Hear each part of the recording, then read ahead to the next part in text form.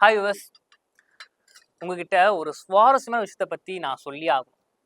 என்னதுன்னா, நேற்று நானும் என் ஃப்ரெண்டு ஜீவாவும் மார்க்கெட்டுக்கு போனோம். அங்கே வந்து ஒரு கிழங்க பார்த்தோம். நல்லா மரத்துண்டு மாதிரி இருந்துச்சு ஒரு கிழங்கு. சரி, அது என்னடா கிழங்கு, அதை பற்றி விசாரிக்கலான்னு அந்த கிழங்கு இருக்கிற அக்காட்ட கேட்டோம். அவங்க என்ன சொன்னாங்கன்னா, பா இது தெரியாதா, இதுதான் மரவள்ளி கிழங்கு, உடம்புக்கு ரொம்ப நல்லதுன்னு சொல்லி அதை பற்றி பல விஷயங்களை புட்டு புட்டு வச்சாங்க. அதெல்லாம் கேட்டு எங்களுக்கு ரொம்ப ஆச்சரியமாச்சு. அதை பற்றி தான் இன்னைக்கு உங்களுக்கு நான் சொல்ல போகிறேன். மரவள்ளிக்கிழங்கு இதுக்கு வந்து பல பேர் இருக்கு. ஆரவள்ளி, கெப்பக்கிழங்கு, மரச்சினிச்சி, இதுக்கு பல நேம்ஸ் இருக்கு. எப்படி பல பேர் இருக்கோ அதே மாதிரி பல நியூட்ரிஷனும் இதில் இருக்கு.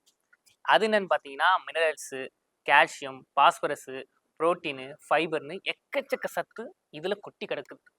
முக்கியமாக இந்த சின்ன சின்ன காயம் ஏற்பட்ட நம்ம வந்து மஞ்சள் இல்லைன்னா கடையில் போய் ஆயில்மெண்ட் வாங்கி வைப்போம்ல, அதே மாதிரி இந்த மலைவாழ் மக்கள் இருக்காங்களே, அவங்கலாம் இந்த மரவள்ளிக்கிழங்கோட மாவை தான் வந்து ஒரு ஆன்டிபயோட்டிக்கா யூஸ் பண்றாங்க. இந்த மரவள்ளிக்கிழங்கு குடல் நோய்க்கு ரொம்ப ரொம்ப ரொம்ப நல்லது.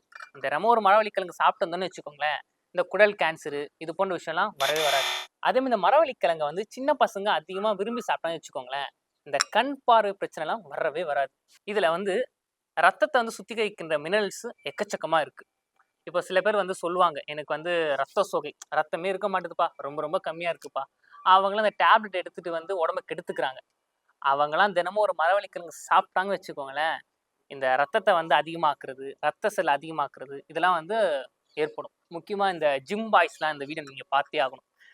நானும் வந்து 20 டேஸ்லயே வந்து உடம்ப ஏத்துறேன், அர்னால்டு மாரி ஆக்குறேன்னு சொல்லி தேவையில்லாத இந்த புரோட்டீன் பவுடர்லாம் சாப்பிட்டு பக்க விளைவுல இருப்பாங்க.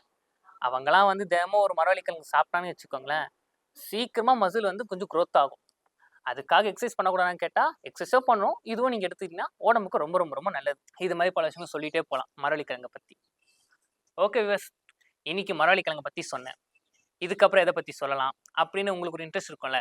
நீங்க ப்ரோ இத பத்தி சொன்னா நல்லா இருக்கும்னு நீங்க நினைச்சீங்கன்னா, கமெண்ட்ல சொல்லிட்டு போங்க. அத ரிசர்ச் பண்ணி கண்டிப்பா உங்களுக்காக போடுவேன். போஸ்டர் ரெடி ஆயிடுச்சா சுரேஷ்? ஓ, போஸ்ட் ரெடின்னு சொல்றா. ஆனா கண்டிப்பா வந்து யூஸ்லெஸ்ஸா தான் இருக்கும்.